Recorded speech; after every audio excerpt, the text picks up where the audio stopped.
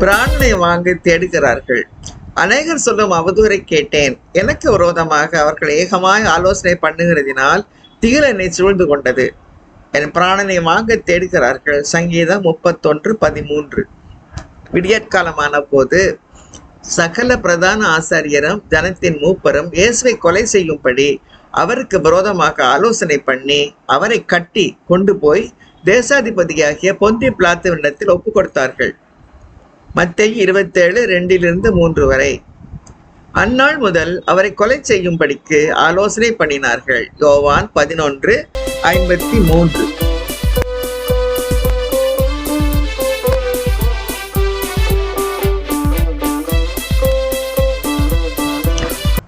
கொல்ல ஆலோசனை. தேவனே, அகங்காரிகள் எனக்கு விரோதமாய் எழும்புகிறார்கள். கொடுமைக்காரராகிய கூட்டத்தார் என் பிராணனை வாங்க தேடுகிறார்கள். உம்மை தங்களுக்கு முன்பாக நிறுத்தி நோக்காதிருக்கிறார்கள். சங்கீதம் 86:14. அப்படி இருந்தும் அவரை சிலுவையில் அறைய வேண்டும் என்று அவர்கள் உரத்த சத்தத்தோடு கேட்டுக்கொண்டே இருந்தார்கள். அவர்களும் பிரதான ஆசாரியரும் இட்ட சத்தம் மேற்கொண்டது. லூக்கா 23:23. அப்பொழுது அவர்கள் எல்லாரும், இவனை அல்ல, பரபாசை விடுதலை பண்ண வேண்டும் என்று மறுபடியும் சத்தமிட்டார்கள். அந்த பரபாஸ் என்பவன் கள்ளனாயிருந்தான். யோவான் 18:40. ஜனங்கள் எல்லாரும் அதை கேட்டு, இவனை அகற்றும், பரபாசை எங்களுக்கு விடுதலையாக்கும் என்று சத்தமிட்டு கேட்டார்கள். லூக்கா 23:18. ஜனங்கள் எல்லாரும் அதை கேட்டு, இவனை அகற்றும், பரபாசை எங்களுக்கு விடுதலையாக்கும் என்று சத்தமிட்டு கேட்டார்கள். அந்த பரபாஸ் என்பவன் நகரத்தில் நடந்த ஒரு கலகத்தின் நிமித்தமும் கொலை பாதகத்தின் நிமித்தமும் காவலிலே வைக்கப்பட்டிருந்தான். பிலாத்து இயேசுவை விடுதலையாக்க மனதாய் மறுபடியும் அவர்களிடத்தில் பேசினான். அவர்களோ, அவனை சிலுவையில் அறையும் என்று கூக்குரலிட்டார்கள். அவன் 3ஆம் தரம் அவர்களை நோக்கி, ஏன், இவன் என்ன பொல்லாப்பு செய்தான்? மரணத்துக்கு ஏதுவான குற்றம் ஒன்றும் இவனிடத்தில் நான் காணவில்லையே. ஆகையால் நான் இவனை தண்டித்து விடுதலையாக்குவேன் என்றான். அப்படி இருந்தும் அவரை சிலுவையில் அறைய வேண்டும் என்று அவர்கள் உரத்த சத்தத்தோடு கேட்டுக்கொண்டே இருந்தார்கள். அவர்களும் பிரதான ஆசாரியரும் இட்ட சத்தம் மேற்கொண்டது. அப்பொழுது அவர்கள் கேட்டுக்கொண்டபடியே ஆகட்டும் என்று பிலாத்து தீர்ப்பு செய்து, கலகத்தின் நிமித்தமும் கொலைபாதகத்தின் நிமித்தமும் காவலில் போடப்பட்டிருந்தவனை அவர்கள் கேட்டுக்கொண்டபடியே விடுதலையாக்கி இயேசுவையோ அவர்கள் இஷ்டத்துக்கு ஒப்பு கொடுத்தான். லூக்கா 23:18-25 வரை.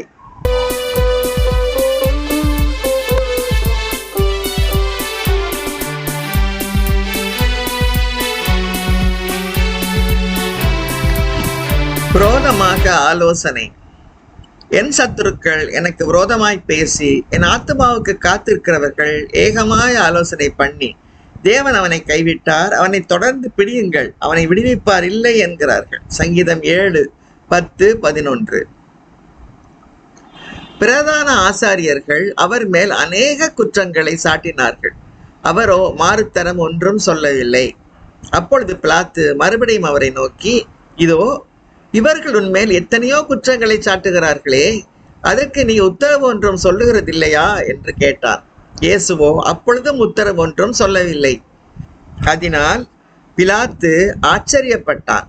காவல் பண்ணப்பட்டவர்களில் எவனை விடுதலையாக்க வேண்டும் என்று ஜனங்கள் கேட்டுக்கொள்வார்களோ அவனை அவர்களுக்காக விடுதலையாக்குவது பண்டிகை தோறும் பிலாத்துவுக்கு வழக்கமாயிருந்தது. கலகம் பண்ணி அந்த கலகத்தில் கொலை செய்து அதற்காக காவல் பண்ணப்பட்டவர்களில் பரபாஸ் என்னப்பட்ட ஒருவன் இருந்தான். ஜனங்கள் வழக்கத்தின்படியே தங்களுக்கு ஒருவனை விடுதலையாக்க வேண்டும் என்று சத்தமிட்டு கேட்டுக்கொள்ள தொடங்கினார்கள். பொறாமையினாலே பிரதான ஆசாரியர்கள் அவரை ஒப்பு கொடுத்தார்கள் என்று பிலாத்து அறிந்து அவர்களை நோக்கி, நான் யூதருடைய ராஜாவை உங்களுக்கு விடுதலையாக்க வேண்டும் என்று இருக்கிறீர்களா என்று கேட்டார். பரபாசை தங்களுக்கு விடுதலையாக்க வேண்டும் என்று ஜனங்கள் கேட்டுக்கொள்ளும்படி பிரதான ஆசாரியர்கள் அவர்களை ஏவி விட்டார்கள். பிலாத்து மறுபடியும் அவர்களை நோக்கி, அப்படியானால் யூதருடைய ராஜாவென்று நீங்கள் சொல்லுகிறவனை நான் என்ன செய்ய வேண்டும் என்று கேட்டார். அவனை சிலுவையில் அறையும் என்று மறுபடியும் சத்தமிட்டு சொன்னார்கள். அதற்கு பிலாத்து, ஏன், என்ன பொல்லாப்பு செய்தான் என்றான். அவர்களோ அவனை சிலுவையில் அறையும் என்று பின்னும் அதிகமாய் கூக்குரலிட்டு சொன்னார்கள். அப்பொழுது பிலாத்து ஜனங்களை பிரியப்படுத்த மனதுள்ளவனாய் பரபாசை அவர்களுக்கு விடுதலையாக்கி இயேசுவையோ வாரினால் அடிப்பித்து சிலுவையில் அறையும்படிக்கு ஒப்பு கொடுத்தான். அப்பொழுது போர்ச்சேவகர் அவரை தேசாதிபதியின் அரமனையாகிய மாளிகையில் கொண்டு போய் அவ்விடத்தில் போர்ச்சேவருடைய கூட்டம் முழுவதையும் கூடி வரச் செய்து சிவப்பான மேலங்கியை அவருக்கு உடுத்தி முள்முடியை பின்னி அவருக்கு சூட்டி யூதருடைய ராஜாவே வாழ்க என்று அவரை வாழ்த்தி அவரை சிரசில் கோலால் அடித்து அவர் மேல் துப்பி முழங்கால் படியிட்டு அவரை வணங்கினார்கள்.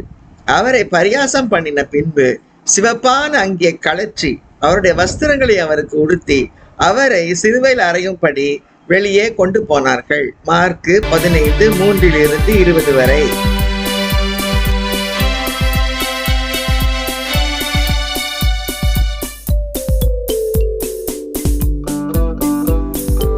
ரகசிய ஆலோசனை. தேவனே, என் விண்ணப்பத்தில் என் சத்தத்தை கேட்டருளும். சத்துருவால் வரும் பயத்தை நீக்கி என் பிராணனை காத்தருளும். துன்மார்க்கர் செய்யும் ரகசிய ஆலோசனைக்கும் அக்கிரமக்காரருடைய கலகத்துக்கும் என்னை விலக்கி மறைத்தருளும். அவர்கள் தங்கள் நாவை பட்டயத்தை போல் கூர்மையாக்கி மறைவுகளில் உத்தமன் மேல் எய்யும் பொருட்டு கசப்பான வார்த்தைகளாக்கிய தங்கள் அம்புகளை நாணேற்றுகிறார்கள். சற்றும் பயமின்றி சடுதியில் அவன் மேல் எய்கிறார்கள். அவர்கள் பொல்லாத காரியத்தில் தங்களை உறுதிப்படுத்திக் கொண்டு மறைவான கண்ணிகளை வைக்க ஆலோசனை பண்ணி அவைகளை காண்பவன் யார் என்கிறார்கள். சங்கீதம் 64:1-5 வரை. அநேக காரியங்களை குறித்து அவரிடத்தில் வினாவினான். அவர் மறுமொழியாக அவனுக்கு ஒன்றும் சொல்லவில்லை. லூக்கா 23:9. யூதர்கள் அவனுக்கு பிரதியுத்தரமாக, எங்களுக்கு ஒரு நியாயப்பிரமாணம் உண்டு. இவன் தன்னை தேவனுடைய குமாரன் என்று சொன்னபடியினால் அந்த நியாயப்பிரமாணத்தின் படியே இவன் சாக வேண்டும் என்றார்கள். பிலாத்து இந்த வார்த்தையை கேட்ட பொழுது அதிகமாய் பயந்து மறுபடியும் அரமனைக்குள்ளே போய் இயேசுவை நோக்கி, நீ எங்கே இருந்து வந்தவன் என்றான். அதற்கு இயேசு மாறுத்தரம் ஒன்றும் சொல்லவில்லை. அப்பொழுது பிலாத்து, நீ என்னோட பேசுகிறது இல்லையா? உன்னை சிலுவையில் அறைய எனக்கு அதிகாரம் உண்டென்றும் உன்னை விடுதலை பண்ண எனக்கு அதிகாரம் உண்டென்றும் உனக்கு தெரியாதா என்றான். இயேசு பிரதியுத்தரமாக, பரத்திலிருந்து உமக்கு கொடுக்கப்படாதிருந்தால் என்மேல் உமக்கு ஒரு அதிகாரமும் இராது. ஆனபடினாலே என்னை உம்மிடத்தில் ஒப்பு கொடுத்தவனுக்கு அதிக பாவம் உண்டு என்றார். அது முதல் பிலாத்து அவரை விடுதலை பண்ண வகை தேடினான். யூதர்கள் அவனை நோக்கி, இவனை விடுதலை பண்ணினால் நீர் ராயனுக்கு சிநேகிதன் அல்ல, தன்னை ராஜா என்கிறவன் எவனோ அவன் ராயனுக்கு விரோதி என்று சத்தமிட்டார்கள். பிலாத்து இந்த வார்த்தையை கேட்ட பொழுது இயேசுவை வெளியே அழைத்து வந்து தளவரிசைப்படுத்தின மேடை என்றும் எபிரேய பாஷையிலே கபத்தா என்றும் சொல்லப்பட்ட இடத்திலே நியாயாசனத்தின் மேல் உட்கார்ந்தான். அந்த நாள் பஸ்காவுக்கு ஆயத்த நாளும் ஏறக்குறைய 6 மணி நேரமுமாய் இருந்தது. அப்பொழுது அவன் யூதர்களை நோக்கி, இதோ உங்கள் ராஜா என்றான். அவர்கள், இவனை அகற்றும் அகற்றும், சிலுவையில் அறையும் என்று சத்தமிட்டார்கள். அதற்கு பிலாத்து, உங்கள் ராஜாவை நான் சிலுவையில் அறையலாமா என்றார். பிரதான ஆசாரியர் பிரதியுத்தரமாக, ராயனை அல்லாமல் எங்களுக்கு வேற ராஜா இல்லை என்றார்கள். அப்பொழுது அவரை சிலுவையில் அறையும்படிக்கு அவர்களிடத்தில் ஒப்பு கொடுத்தான். அவர்கள் இயேசுவை பிடித்து கொண்டு போனார்கள். யோவான் 19:7-16 வரை.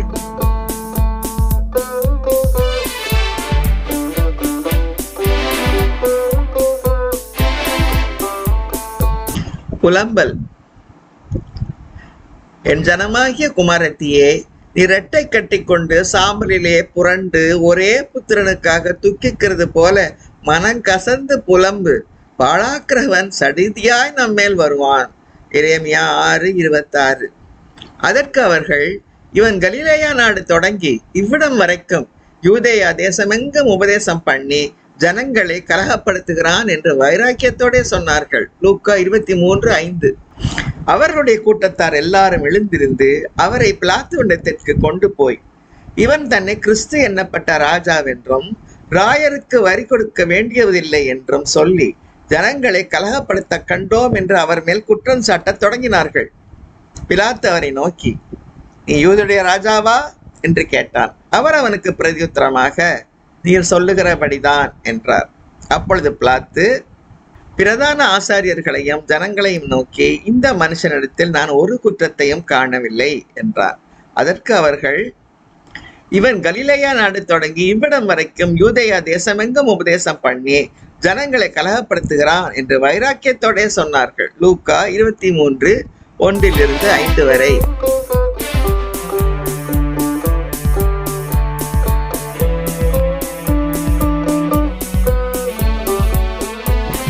பிராணனுக்கு பதிவிருக்கிறார்கள். இதோ என் பிராணனுக்கு பதிவிருக்கிறார்கள். கர்த்தாவே, என்னிடத்தில் மீறுதலும் பாவமும் இல்லாதிருந்தும் பலவான்கள் எனக்கு விரோதமாய் கூட்டம் கூடுகிறார்கள். சங்கீதம் 59:3.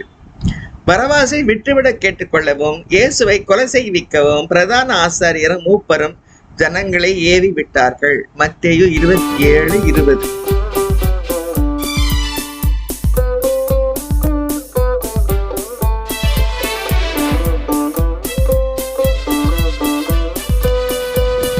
கண்ணி. அகங்காரிகள் எனக்கு கண்ணியையும் கயிறுகளையும் மறைவாய் வைக்கிறார்கள். வழியோரத்திலே வலையை விரித்து எனக்கு சுருக்குகளை வைக்கிறார்கள். சங்கீதம் 140:5. பிரதான ஆசாரியரும் வேதபாரகரும் அவர் மேல் பிடிவாதமாய் குற்றம் சாட்டிக் கொண்டே நின்றார்கள். லூக்கா 23:10.